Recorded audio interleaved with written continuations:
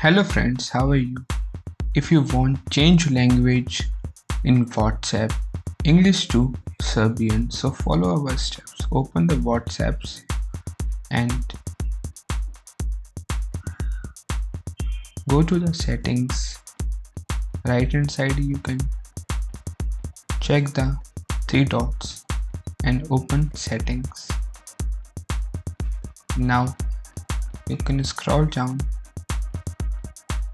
and select app language.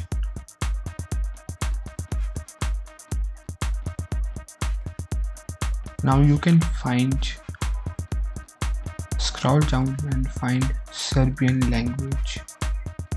Here is lots of language available, but you can choose Serbian.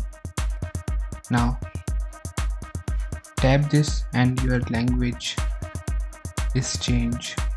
You can check it now.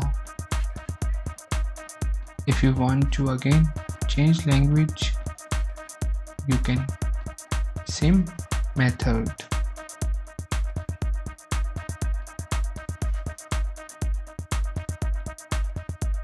And choose English and whatever you want to language. So friends, this is all about language change. Thank you so much for watching this video. Take care.